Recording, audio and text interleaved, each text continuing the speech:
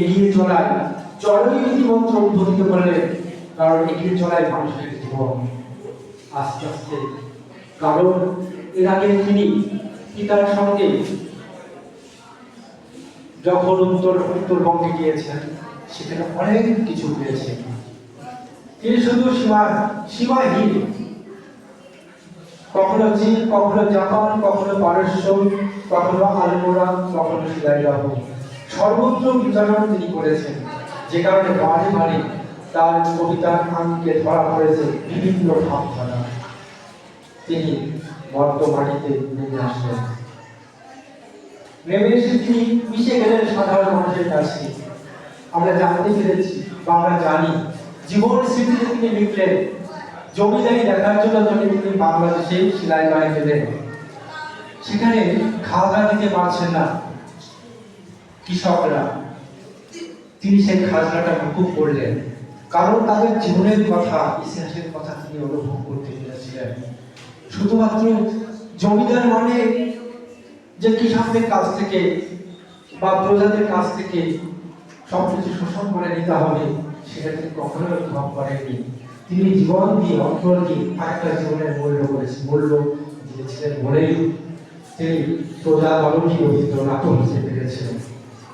আজকে যেখানে বিশ্বভারতী বিশ্ববিদ্যালয় পিতা দেবেন্দ্রনাথ ঠাকুর এক সময় 10 বিঘা জমি সেটা সরকারের কাছ থেকে মৌলসভা নিয়েছিলেন, আজকে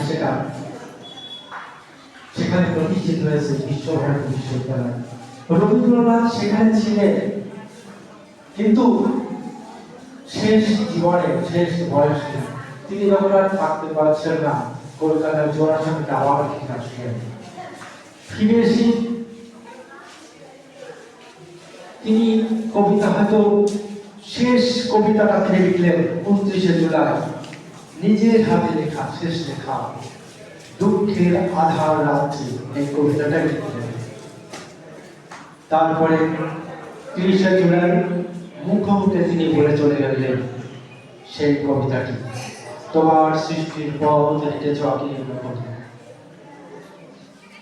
আরাধ্য দেবতা যেন জীবন দেবতার কাছে নিজের জীবনকে সঁপে দিয়েছেন, কারণ তিনি তার অন্তর্দৃষ্টি থেকে জীবনকে তিনি যেমন যা কিছু সৃষ্টি করেছেন, তিনি অন্তর দেবতার কাছে নিজেকে সঁপে দিয়েছেন।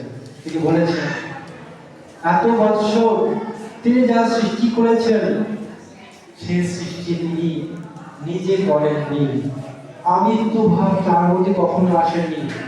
তিনি বলেছেন যে ঈশ্বর যেন তার ভিতর দিয়ে কাজ করিয়ে দিয়েছেন।